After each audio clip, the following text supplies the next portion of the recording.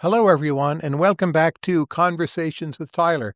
Today, I'm chatting with Annie Jacobsen. Annie started off by studying at Princeton. She now has, I think, 8 books. Most recently and prominently is a favorite of mine. It's called Nuclear War, a Scenario, was one of my favorite books of last year.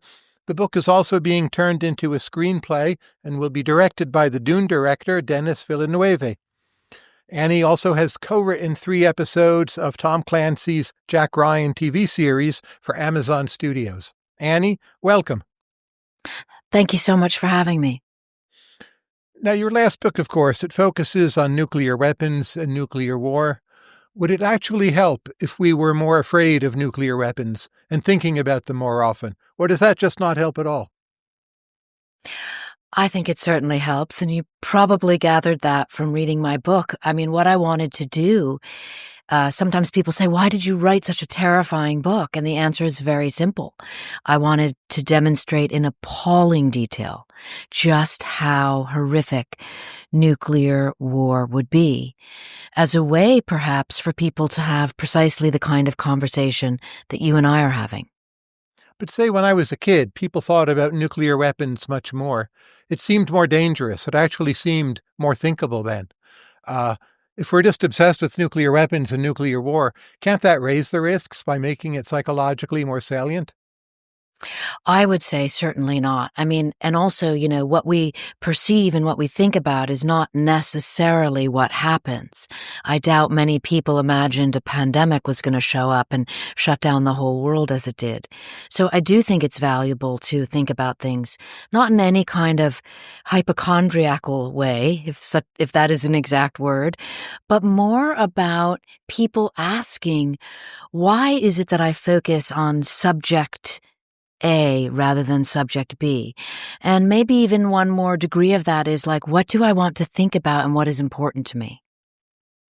If I think about the experts in the immediate post-World War II period, there's von Neumann, there's Herman Kahn, it seems they got most things wrong.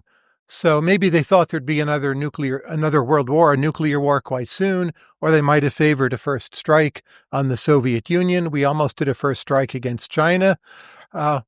Isn't that an example of how expertise can just lead us to go badly wrong? And this more common sense approach, maybe we had it with Ronald Reagan, we actually do better with that. Oh boy. I mean, it depends how you define expert, I suppose. I think of wisdom more than I think of air quotes expertise. I've met a lot of experts in my day, and I've met many people whose wisdom outperforms, just in my opinion, their expertise, which doesn't mean you don't throw out the opinions of the so-called experts, but no one has a crystal ball and can predict anything. Boy, we could have such an interesting discussion about all of these sort of Cold War thinkers from Herman Kahn on down. And you yourself were, if I'm not mistaken, a student of the fascinating Thomas Schelling. Of course. So, you have like a front row seat with the experts. I think my career has been such that I have a front row seats with the, like kind of the ground operators, if you will, the people, maybe even you could say doing the dirty work. Well, let's put aside the Trump administration, which some people would say is anomalous. Say we have a more typical president, and there's a 6-minute decision window when deciding whether or not to launch. Yourself aside, but who is it that you want advising the president? Well, this is the heart of the matter. I don't want anyone to have to make a decision in 6 minutes, would you? And we get that from Ronald Reagan himself, one of the rare presidents who spoke about this 6-minute window on the record in his memoir. I quote him in Nuclear War as a Scenario, where he says, this is an irrational concept, which it is, that any person, let alone one single man, the President of the United States, would make a decision which we now know from war games would essentially end civilization, and that is, America launching a counterattack. And so you can't really, I don't think you can say, who would you want? I think more the question is, why would you want? Let me give you a 2-part response to that. The first part, even if one agrees with you completely, in the meantime, we do have the system, right? It won't be gone tomorrow. So you get to choose the advisor. You don't want it to be Kanye West, right? So who is it you want? I can't not laugh at that. I mean, that is funny, and it's not what I expected from you. So bravo. You didn't expect me to be funny, or you No. didn't expect that I like Kanye West? I just didn't expect the fantastic pop culture reference when we are talking about, like, the possible end of the world. But, I think that I'm going to really insist on saying no human should have that power or have to make that decision, which is why, even though it's a conundrum, a puzzle, a Gordian knot, if you will, nuclear weapons aren't going away tomorrow, but the movement toward disarmament makes us all safer. And if that begins tomorrow or later today, the chances of the 6-minute window arising reduces drastically. But as we move toward disarmament, don't either we or some other countries in that process lose second strike capability? And that makes the situation more dangerous? Like, I'm very glad Israel has second strike capability now, and they didn't a few decades ago. Yes, and no. So we could drill down on second strike and what that means, and we could talk about the submarines, the handmaidens of the apocalypse, as they were referred to when I was interviewing the commander of the nuclear submarine forces and others. I think, and let me just make sure I'm not ducking the question, are you saying don't more nuclear weapons make us safe? I'm raising the question. Okay. It's not obvious to me that fewer of them make us safer. Let's put it that way. Okay. Well, we did have World War II without nuclear weapons, right? And we've had relative peace since then. Yes, but if you read Nuclear War closely, as I know it sounds like you did, you perhaps, if you're me, because I wrote it, you come to the conclusion that this is madness. This is insane. You know what? All right, if I may, I'm going to take this moment to quote your former professor. Sure. Okay, and I quote him in the notes of my book, and this is perhaps the only regret I have in the entire book, that I put this quote from Schelling in the notes rather than in the text. Okay, and it goes like this. And maybe it's more interesting for your listeners if we sort of drill down on this than the big platitudes of, do more nuclear weapons make us more safe? So it goes like this. And this was Schelling in an interview with WGBH Radio in 1986 in Boston. And he says, the problem with applying game theory to nuclear war is that nuclear war, by its very nature, does not involve rational men. It can't. What sane person would be willing to kill hundreds of millions of people, ruin the earth, and end modern civilization in order to make somebody called the enemy doesn't win first?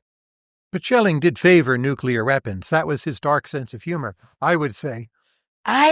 You think what I just read was his sense of humor? Absolutely. I believe it was a man in his elder years coming to the conclusion that nuclear war is insane, which is the fundamental premise that I make in the book. Right? Yes. It is insane, but it might be the better insanity of the ones available to us. Yes, well, from my take, he, like so many others that I have interviewed, because for some reason, call it fate and circumstance, I have spent my career interviewing men in their 80s and 90s who are defense officials who spent their entire life making war or preventing war. And I watched them share with me their reflections in that third act of their life, which are decidedly different in their own words, than those that they would have made as a younger man. I find that fascinating, and that's my takeaway from the Schelling quote, that he came to terms with the fact that intellectualizing game theory, like a von Neumann who never got to his old age, is madness. Let's say that Russia or China, by mistake, did a full-scale launch toward the United States, and they couldn't call the things back, and we're in that 6-minute window or whatever it would be with hypersonics. What do you think is the probability that we would do a full-scale launch back? I think the probability is certain. And that is based on all the interviews that I conducted with individuals who literally had the power to make sure that happened. I mean, But those do you are disagree? interviews. Well, I don't know. I don't think it's P equals 1. It might be above 50%. But there's some chance that in the actual heat of the moment, with everything at stake, and speaking to an outsider, and someone who's investigating, such as yourself, you don't want to say, I'm not going to do my job. But in fact, I don't know, I would put the probability at 60% that they launch back, 70%. Okay, so then if you follow through that thinking, which I get it as an intellectual exercise, then you're saying it's great we have so many nuclear weapons, because if by accident China launches against us, then, at least we'll show morality, or at least you're saying a 60% chance of showing morality in the final moments. All of America will die and all the Chinese will live. Which would be exactly the premise for many of the individuals who are for more nuclear weapons in the first place. I would say a 60 to 70% chance that we retaliate, not that we do nothing, but a decent chance we do nothing. Like who understands really what goes on in a president's mind? Because it is up to the president, as you point out repeatedly. Yes, no, okay, and I mean, again, we're sort of intellectualizing here, but doesn't what you are suggesting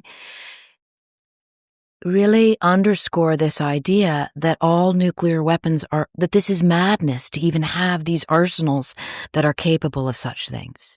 Now, remember, I am not a peace activist. I am not, advocating for, that's not my job. My job is as a national security reporter to tell you the story of what would happen, what could happen in nuclear war, a scenario, not nuclear war, the only scenario. But the takeaway, I believe, is that more nuclear weapons make us less safe. And I think you might be saying the same thing. The word madness doesn't have much force with me. My life is a lot of different kinds of madness. Or I've heard people say marriage is madness. A lot of social conventions seem to me to be madness. The question is getting the least harmful form of madness out there. And then I'm not convinced that those who wish to disarm have really made their case, or certainly saying nuclear war is madness doesn't persuade me. If anything, if enough people think it's madness, we won't get it, and it's fine to have the nuclear weapons. Which is precisely the fundamental, I think, underpinning of deterrence. So there's no question that And of course your Schelling, schooling is sneaking through here, because this is exactly that idea. And again, this is a puzzle because, deterrence will hold, deterrence will hold, deterrence will hold. That is what the Defense Department says time and time again. But if you look deep enough, as I did, you find number 2 at Stratcom saying, if it doesn't hold, it all unravels. And so we can talk about madness. What is madness? Is marriage madness? Certainly nuclear war unfolding, unraveling. The unraveling of deterrence is madness. It's madness because it ends civilization for what, for why. But keep in mind, the alternative to nuclear weapons, it's not sticks and stones or pistols. It could be biological weapons, chemical weapons, many other nasty things. It could be AI as a kind of weapon. So maybe the logic of mutual deterrence we can't escape. We can choose in which physical form we want to manifest it. We have more experience with nuclear weapons. In that sense, they may be safer, right? It's been since 1945 that we've worked with them in some way. Should we trade that all in for mutual assured destruction with biological weapons? I don't see the case for doing that. Different lane, biological weapons, I would argue, and we can talk about that. But I think what you've hit upon would be exactly another scary point when you talk about we, the royal we, have had these systems, and deterrence has held for 75 years since the Russians got the bomb in 1949. Very good point. And you could say that the likelihood of a U.S.-Russian full-scale nuclear exchange on purpose is therefore lessened because deterrence has held between these two superpowers. One must imagine, assume, choose your word, that Putin is schooled in deterrence. He knows, even though he's changed his policy recently, we can get into the fine points, and so we agree in this point that the danger lies in the newcomers to the field that do not have decades of precedent, that did not grow up watching and fearing, like your point in the very opening of our discussion. And that is why in nuclear war scenario, I chose the Mad King scenario, which is North Korea launching, because this is a very new and formidable foe, if you will, a nuclear-armed superpower with rogue tendencies. And they're not ruled by a committee, right? I think of committees as more conservative on average than individuals. Well, yes, and that brings us back to the 6-minute window that you have to believe, although, I mean, one of the most shocking things for me in reporting the book was learning from at least 2 former secretaries of defense, Bill Perry and Leon Panetta, that in their opinion, most U.S. presidents are not well learned about nuclear weapons, about their role in nuclear war, because it's kind of assumed that deterrence will hold. Now, perhaps that is changing. But you could say that this idea of having grown up with this concept would help in the decision-making process. But to your point, and to my point, I think in the book, when you have North Korea, where you have like a myopic lane of vision and, one hardly can imagine anyone giving the leader of North Korea advice that is something he might not want to hear. And so then you have a real problem of, talk about sole authority. Let's say a single rebellious, crazy North Korean general launched a nuclear missile toward Washington, D.C., and it was on its way. But there's only one. What do you think is the probability we would be able to intercept it? And did you say, I just wanted to make sure I caught you, did you say a North Korean? North individual? Korean. Yeah, okay, which is the premise in my book. That it has more Yes. range than maybe today. It can make it to Washington. It's coming in. We get the alert. We think it's a missile. What's the actual chance we can blow it up and stop it? Well, just a couple technical points to drill down on. North Korea does have missiles that can reach the east coast of the United States presently. And that is the precise scenario I choose in my book, because it was actually Richard Garwin who told me that was what he was most afraid of. And he is perhaps, he died last week at 97, the most knowledgeable person on the technical and the theoretical aspects of this, having looked at it since the 50s and advised presidents since the 50s.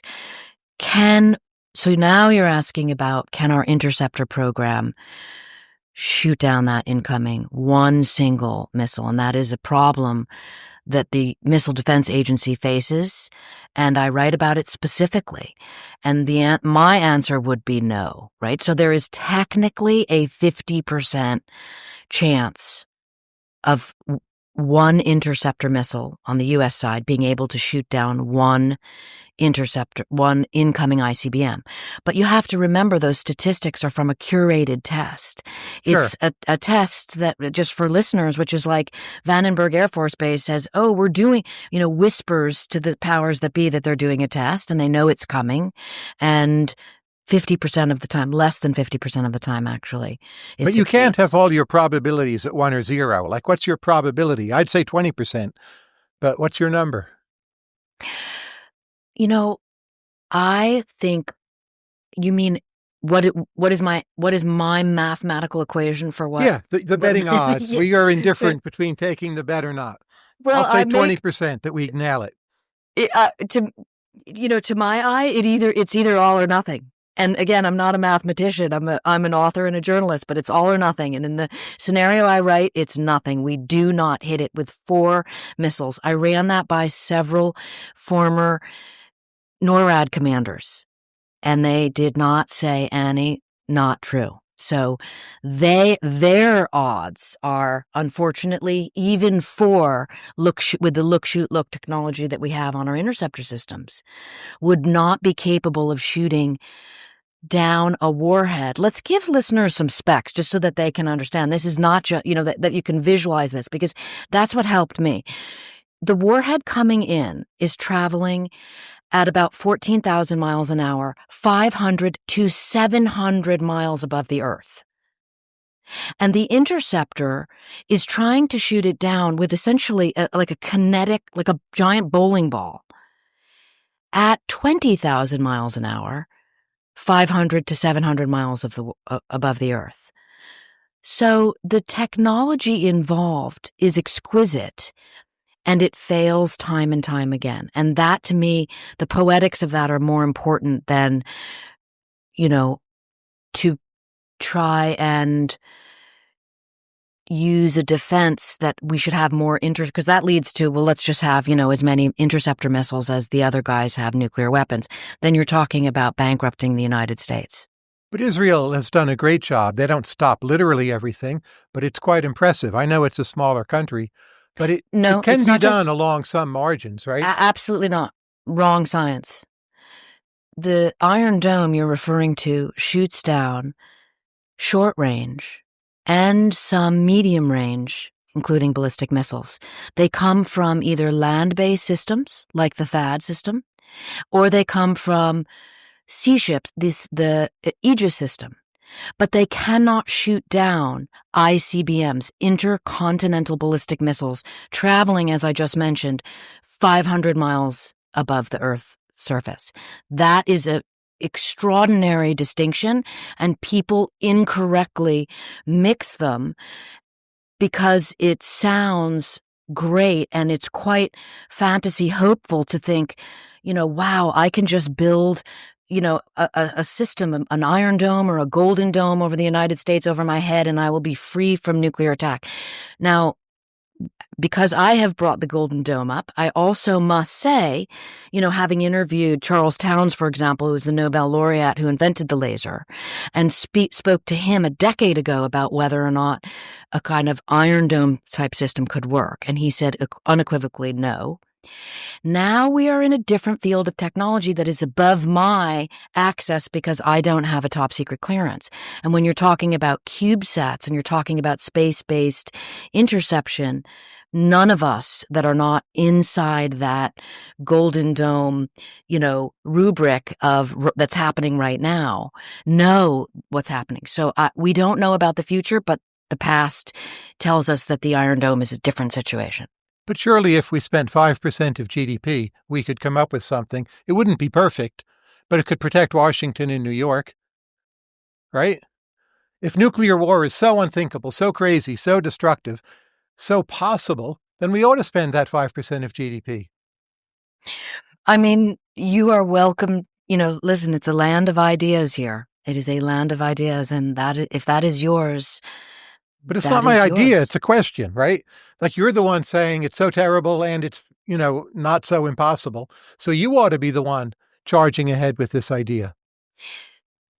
Charging ahead with which idea? That I would spending 5% of GDP to construct whatever defensive system we need. 5% of GDP is a lot, right? It's very noticeable. Taxes go up, spending goes up, interest rates go up. We did it with the Manhattan Project. That was a pretty decent-sized chunk of GDP. And that seemed impossible, right? This is something we probably could do. Maybe it's only 4% of GDP.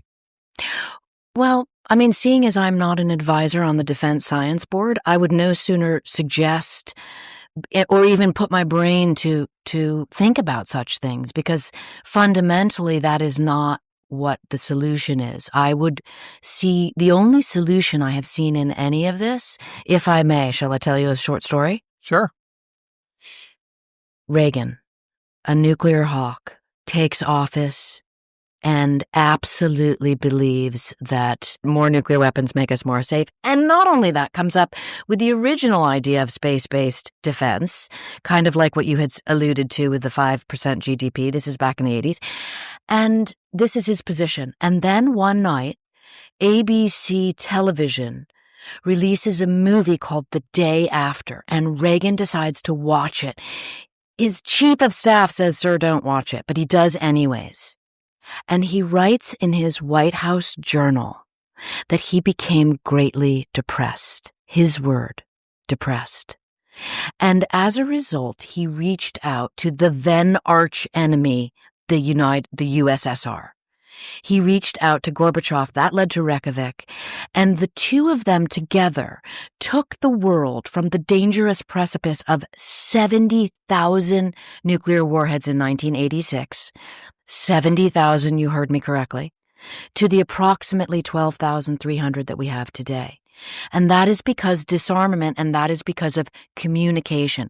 Reagan realized that he could no longer treat the nuclear-armed Russia as the enemy that you want to kill. Enemies you kill in Defense Department. They had to be an adversary. He had to work with them. And that, Tyler, that is the only mental pathway, theoretical pathway I can see as a viable solution to this madness. And I own that word. It's madness. But he did start with the big arms buildup, right? And higher defense spending, and he called them the evil empire. So he was hardly a nuclear pacifist. He thought you need to be strong first, and then you can get the other party to disarm partly. But absolutely, 12,000 weapons is still enough to create the scenario in your book. I don't really feel safer now. Well, no, but their intention was to disarm. I mean, and okay, you don't have to go to nuclear zero. People can have, but their intention was to continue, and that didn't happen. And one note on Reagan, lest anybody get upset with themselves and think, "Oh no, I thought the Iron Dome could save us," or lest anyone feel badly for not being aware of nuclear weapons. Let me quote Ronald Reagan himself. Didn't even know the capability of sub-launched ballistic missiles. In a press conference, he once said incorrectly that sub-launched ballistic missiles could be recalled. They can't. And I think this speaks to the world in which there is so much misinformation about what could happen, what these weapon systems do. And it's really something I tried to demonstrate in my book, that no, you can't win. You cannot win. As you well know, there was a recent conflict between Pakistan and India. They're both nuclear-armed states. For the moment, it's died down. Pakistan, of course, has inferior conventional forces, a smaller and poorer country. Say Pakistan, out of desperation, had launched some nuclear weapons. What happens next? What does the United States do? Do we just sit there and watch? Do we threaten? Do we tell India, hey, don't retaliate or we'll zap you? Do we threaten Pakistan? Do we preemptive on Pakistan? What's your scenario? You just got yourself a new book. There's your scenario. But you've thought about this, right? You read the news and you thought, well, in your scenario, what happens? Yes. In my scenario, and we're literally talking about the book I wrote, I make something painfully clear. And again, this is from sources. This is from Defense Department officials. This is from your former professor's war game, Proud Prophet. And what we know from Proud Prophet is that no matter how nuclear war begins, whether NATO's involved, and I'm talking about the United States here, and I'll get to Pakistan and India, no matter how nuclear war begins, whether NATO's involved, not involved, China's involved, not involved, no matter how nuclear war begins, if the United States is involved, it ends in total annihilation, in Armageddon. We know that from the declassification. So but those people have been wrong about so many things. They were wrong about Joe Biden not being senile, right? My scenario is I'm talking about nuclear weapons. India would retaliate and take out equivalent parts of Pakistan, and then China would twist Pakistan's arm, and we in Russia would twist India's arm. And I think that would be the end of it. It would be terrible. Millions of people would die, but I don't think it would escalate beyond that. Is that wrong? What I just said was what I am aware of and wrote the book about is what happens if the United States gets involved. So I would have to really put my mind on that scenario to discern what the outcome would be. I don't know necessarily if America would get involved. It doesn't seem to me that there would be a reason. Now, what I am familiar with is understanding the effects of, let's say, a 200 weapon exchange, nuclear weapons exchange between those two nuclear armed countries, and what would happen to the soot that would loft into the atmosphere and block out the sun, impacting all of us. So that's a different conversation. But that's why we would get involved. It's one reason of many, right? What would be the reason? Not wanting that to happen. The second and third order effects of nuclear weapons would mean the U.S. and China and Russia would call up the two parties and read them the Riot Act. And I think we actually would get it under some kind of partial control. And I believe that would, witness what we just saw would happen prior to the first launch. Sure, but you can have an angry, rebellious general. He controls a few nukes. He sends them toward Delhi. These things can happen, as you point out, right? Yes. Well, I don't point that out in my book, but yes, I would agree with you that such things could happen. But very specifically, in nuclear war scenario, I don't get involved with geopolitics. Tyler, I take readers from nuclear launch to nuclear winter. And it happens in 72 minutes. And that's because the former commander of STRATCOM, General Keeler, when I asked him what would happen in a full-scale nuclear exchange between Russia and the United States, he said to me, "Annie, the world could end in the next couple of hours." And that is my focus when I think about and talk about nuclear war. But there are scenarios that last longer than 72 minutes, and presumably you've thought about those, right? Well, that's obviously going to be your next book. I just said that. But I can ask you about things you've thought about but are not in your book. Mm-hmm. Well, okay, so are you asking me, did I think about writing a different scenario? No, I'm asking you just a question about a scenario that's not in your book, but you must have thought about, where there's a limited exchange and then uncertainty hanging in the air, and something happens other than complete escalation. Many people have written books about what they believe could be the lead up to various nuclear war scenarios. That's not my book. Are you surprised there have been no real drone attacks in the domestic United States yet? Wow. I said, I was on a podcast with a former CIA officer, and I said that I was waiting for that to happen and got a little bit of pushback. So obviously that has been my position for a while. I think I'm actually surprised that we haven't seen that. And do you think we'll need to develop defenses against that? Which would cost a lot. There's a lot of targets, right? We're a big country. I'm interested and worried about memetics in that kind of a situation. That you don't have something like that happen, but if you did, it would suddenly involve mimicry. And I think that is shocking and dangerous and terrifying. But again, I haven't there's another book for you. To ask about your work more generally, how many conspiracy theories do you think you believe in? A lot, a few, zero? And maybe you have to define conspiracy theory for me. Well, if you think a group of people in the U.S. government, say the CIA, plotted to kill Kennedy, that would be a conspiracy theory. If you think Jeffrey Epstein did not really commit suicide, that would be a conspiracy theory. If you think there are aliens hidden at Roswell, that would be a conspiracy theory. Maybe the definition has gray areas, but there's plenty of cases where you can point to it and say, yeah, that would be a conspiracy theory. I would say I believe in a very small number of them, but how many do you think you believe in? Tell me which ones you believe in. I think the COVID vaccine was held up by the pharma companies to help Biden's chances of winning the election. I used to be 50-50 on single gunman for Kennedy. Now I think it was a single gunman with the new document dump. I think there's more cheating related to sports betting than people think. That's a kind of weak conspiracy theory. And that's about my whole list. I don't think there are many more. I do think Epstein killed himself. Even Dan Bongino said so recently. I'm so interested in the way people think and their belief systems. I spend so much time interviewing people at the very center of these issues, which you would call like conspiracies. I mean, I suppose I have a different definition of it per se. I'll just give you an example so I'm specific and not vague. Is when I was writing Area 51, I interviewed the first director of the CIA's Department of Science and Technology. His name was Dr. Bud Wheelon.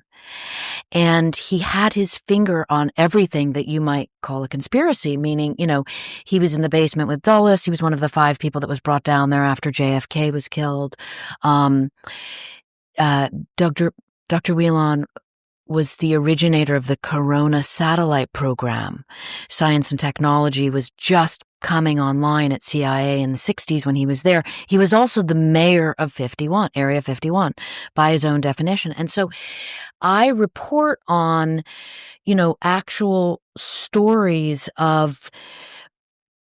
based on interviews of high-ranking officials about the landscape around what you have suggested is conspiracy, like that people love to think about JFK, aliens at Roswell. And I put those, in quotes on the record for people to contemplate. So, Operation Paperclip, another case in point, so many what you would call conspiracies around that. I tend to be someone who I think sometimes when you say that's a conspiracy theory, it sounds so finger pointing to me. I just think that. I don't mean it in a negative way. There's plenty of other countries that have a lot of conspiracies, right? Yeah, maybe you just ask me specifically, and then I could answer earnestly what I think about a certain subject, because I have written about all of those subjects. Well, say the Kennedy assassination. Okay, so I'll continue with the Dr. Wheelon story, if I may. Yes? But first, just tell us what you think, and then tell us the story. I don't have any information. I don't have any information on Kennedy that isn't already in the public domain that one can either say, okay, that's actually what I would call a legitimate source, or that's actually, I'm not sure I believe that individual, right? So, but I do have a feeling that Dr. Wheelon was someone who knew, because famously, you may or may not know this, but after Kennedy was killed, Alan Dulles, then director of CIA, took 5 directors of the directorates down into the basement. They were all there for a number of hours. And when they came up, they were, witnesses said they were sort of pale-faced. So whatever they learned was something shocking. And when I was interviewing Dr. Wheelon for Area 51, my handler, when you interview these kind of former CIA guys, I call them a handler. They're called like a liaison. And this person said to me, you may not talk to, Dr. Wheelon will answer all your questions about 51, about the spy planes, about the Corona satellites and whatnot, but you may not ask him about JFK. So, of course, obviously, I wanted to ask him about JFK, but I didn't, because I was focusing on my Area 51 book. Flash forward, Dr. Wheelon said a very interesting thing to me when we finished up our interviews. He said, you may call me any time that you like before the book publishes. I will check quotes, gave me this long list of being very helpful. He said, but once the book publishes, you and I will never speak. It's very CIA to say such a thing, And that was that. Sure enough, book publishes, never hear from him. Flash forward 1 year or so. My phone rings. I can't find my phone. I find it, and it says, missed call, Dr. Bud Wheelon. I said to my husband, oh my God, what is, he said, he's going to tell you who killed JFK. Call him back. I call him back. A woman answers the phone and says, Annie, it was a missed call. And I said, I'm sure he wanted to get in touch with me. He died a few days later. Okay. He must have known. So it's a long-winded, forgive the long-winded story, but I think it speaks to why these hidden mysteries are interpreted as conspiracies, because people know things that for whatever reason they cannot say. And my takeaway was that Dr. Wheelon was going to tell me something. That's why he called me on his deathbed. Pure speculation on my part. What's your view on UAPs, formerly called UFOs? That is a 3-hour Joe Rogan podcast, Tyler, I'm afraid. The short version is I report in Area 51 that they were not UAPs, that they were something else, a terrible, human experiment program. But, that really is a longer conversation because it's so dark, so ugly, and deeply controversial. But I have no reason to believe that off-planet extraterrestrial beings or intelligence have come to the United States or anywhere on Earth. And I have interviewed almost all of those players involved because they have crossed into some of my other books. And a lot of what I don't report it because it's not an area that I want to spend a lot of time proving or disproving. I think it falls into the category of people's beliefs. But if there's no actual thing that happened, what makes it so dark and ugly? If there's no there is an actual thing that happened. Well, there's no alien bodies, right? There's, in your view, no alien craft. UFOs are not alien spacecraft. Why is it dark and ugly? Because one of my sources, the sort of primary mover and shaker in that whole world that everyone knows, he told me that it was a human experiment program and that he was involved in it. And you have to read the whole Area 51 book to kind of swallow that. But that was the position he maintained until he died. Do you think people are overly inclined to believe in conspiracy theories, just as we used to attribute the weather to gods, right? We anthropomorphize many things. It's easier to think in terms of the people we don't like as plotting against us rather than things being a series of accidents. So I think we overly resort to conspiracy theorizing. Do you agree or disagree? I disagree with the nomenclature because I think of a conspiracy in legal terms. It's like two or more people plotting something. And so that is a word that exists in my brain in that lane. The other lane that you're talking about to me is beliefs. And if you really wanted to get flowery with your language, you could say crazy beliefs, or you could say, you could attach any kind of poetic word to it, which I would, because it seems to me to fall more into the category of desire. Of all the parts of government you've had contact with, which do you think is the best run?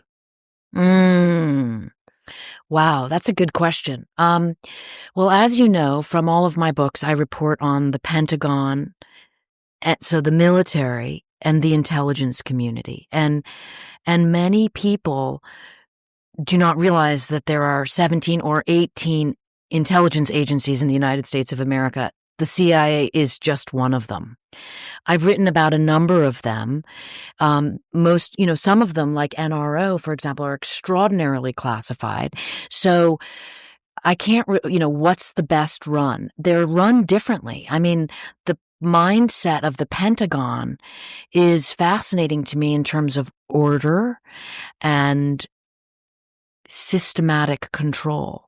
The mindset of the Central Intelligence Agency is fascinating to me in terms of what I perceive to be individual action. So they almost are diametrically opposed in that regard, that when you're at the Pentagon, you are following the system. And often, not always, but often, and I've interviewed many more CIA operators than analysts. So people who are out there, on the ground. And it seems to be about individual course of action. Which is better? I think you need both. Certainly in our own human lives, I want to have order and discipline and kind of work from a system, whether it's, in my professional life or my family life, my community, but I also want to have individuality and make decisions. So in a strange way, I think that the intelligence community and the military community work hand in glove. Are they perfect? Of course not. Am I perfect? Of course not. I think of the Pentagon as being one of the worst run and parts of the deep state as being relatively well run. That's my personal impression. You differ from that? Interesting. Well, and when you say deep state, you mean the intelligence community? Yes, especially the consultants who are attached and the way in which they really bring very high intelligence and analytic powers to bear on questions. It may not survive the passage of a memo to the presidency, but still, I think they're quite on the ball. Well, we probably agree in that regards that if discipline and system is important, and again, I'm just using myself like a personal example, right? A personal example. Then, but what you really want to lead with is your own character and your own decisions. So I would probably agree with you, but the government is I'm also fascinated that most people just think the government is one whole thing. And as you and I both know from looking at this, it's that couldn't be further from the truth. The people you've worked with who are part of the secret or semi-secret deep state, so overall, what do you think they're like as people, or what motivates them, or what have you observed? What has occurred to you? I'm fascinated that you call them the deep state. I mean, again, that's like loaded nomenclature. It's like right For there me, with conspiracy. No, I'm fine with deep state. Right? It's this negative thing, but a lot of these words get inverted. And let's just call them the deep state. I don't mind. Some of it's bad, but some of it's good. I mean, listen, I've spent time with people who others view as, everything from a twirling mustache bad guy to, a savior. So again, and I'm not dodging the question here, I'm trying to be earnest in like my reportage, like how I work with people. And that has to do with the fact that I try to be agnostic going into interviews as I would wish one would be with me, meaning not because if you're going to prejudge someone based on what you air quotes read, that is or heard on a podcast, that is dangerous. Yeah, but I want your post judgment, right? Okay, so right again, but be specific. Like, tell me. The people you've met from the deep state. What's your overall impression? Some mix of what they're like, what motivates them, what surprised you. Any impressions you've had about them as people? So when you say deep state, do you mean specifically intelligence community? Absolutely. Okay, so you mean people who former operators for the CIA or that current. I worked with, former, current, whatever you've met. Yeah. I'm trying to wrap my head around the actual question so I can answer it. What are they like? What struck you? Everybody's different. I mean, I don't think you could put people into a box. I couldn't. I mean, I am astonished. And look, one of the things about being a reporter is that you allegedly are objective. And I think the past 10 years have shown us that is actually not true, but yet you should strive to be. And so when I'm reporting books, I aim to be objective so that I can gather agnostic details and come to a conclusion. But then sometimes afterwards, having spent a lot of time with a person, then they might even become a friend. The book's out and and so that is maybe where you really I would get to know someone even better. I mean, who's coming to mind is Billy Waugh, who, became a friend of mine after I reported. He was the main character in my book about the CIA's paramilitary called Surprise, Kill, Vanish. And Billy was extremely complicated. And after the book published and we became friends, he shared with me a lot of things that were deeply personal, that are not to be on the public record, but made me realize, and you're going to say this is a cliche, but I'm going to say it anyways, we are all so much more alike than we are different. Well, that would be my answer, in fact. Okay. So I don't mind if it's a cliche. I would agree with you. I think they're more analytic than other individuals I meet, on average, just as you might say, well, the Swiss are more orderly, but they're not that different deep down. And incredibly, my husband's Norwegian, and the Norwegian word is coming to mind, flink, like clever, okay? Like really clever. And always operating on, 10 frequencies. I mean, I went to Vietnam with Billy Waugh, to Hanoi, when he was 87 and a half years old.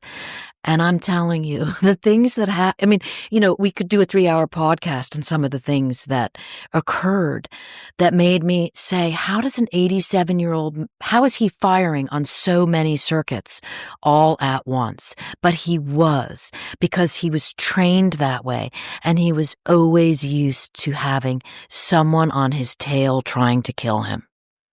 What did you think when you met Uri Geller, which you relate in one of your books? Uri was fascinating. I mean, Uri is another person. Talk about beliefs. I met with Uri at his home in London or outside London, and I traveled to Israel to meet with Uri there. And what comes to mind is Uri, the person who I spent time with, and again, this was now 9 years ago or something, was most certainly different than the public persona that he pushes forth. And I believe that in my book, Phenomena, I capture the person, not the pretense. But a lot of people, and I think Uri among them, become a person, become like a figure, and then they work to hold up that figure.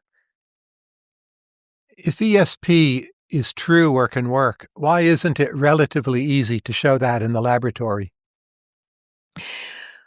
Well, I believe the takeaway from my book on that subject is that it's a fleeting technique. And it definitely, to my eye, falls into the sort of,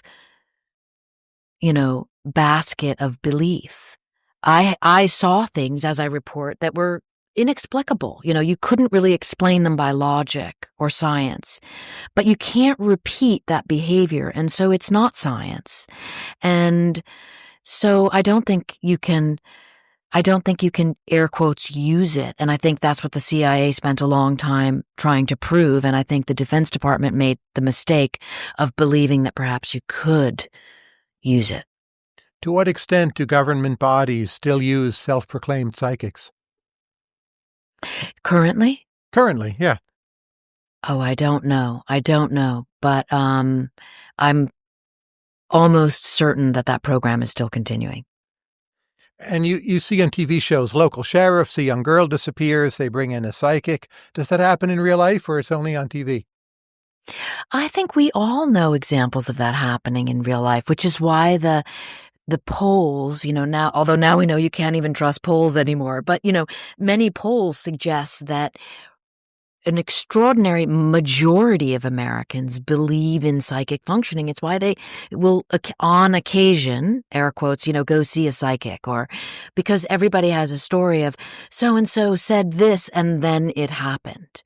Again, a great way for me to think about belief and desire. Wouldn't it be amazing if there was a magical force that was guiding us? I think that's why people believe in psychic functioning. And maybe the placebo effect is true. Interestingly, placebo is, of course, a concept originated by a CIA doctor named Henry Beecher. Do you believe in ESP? Do I believe in extrasensory perception? Yes. Individuals have told me things that, wow, oh my God, that person said that to me and that came true. Is that extrasensory perception? I'll leave you to decide. Well, I'll say it's random, that a lot of things happen that are coincidences, so I don't believe in it. But are you willing to say the same? Of course. I think I believe more in someone said it to me this way. You know the Red Rambler theory? No. Okay, neither did I. And I said, well, what's the Red Rambler theory? And they said, okay, now watch. Now that I've said the Red Rambler theory, you will end up seeing a Red Rambler, a car, one of those cars from the 70s or 80s drive by.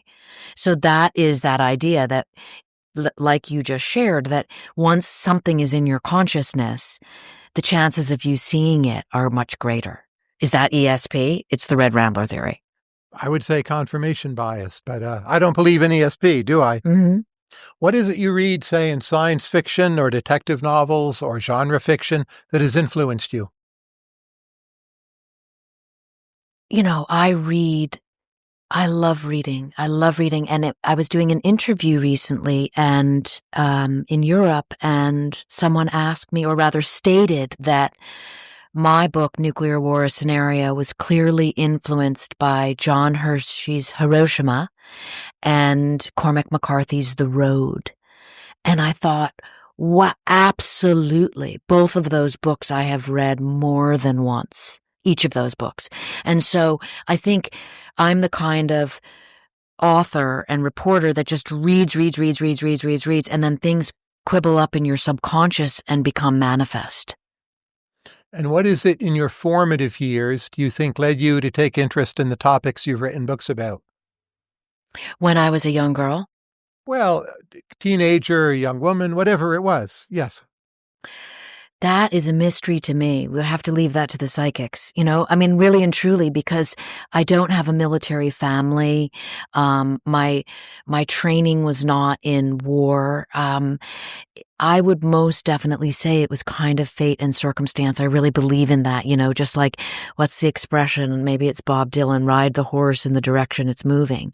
I just began writing about war and weapons and national security and secrets as a younger reporter, and it just took off from there.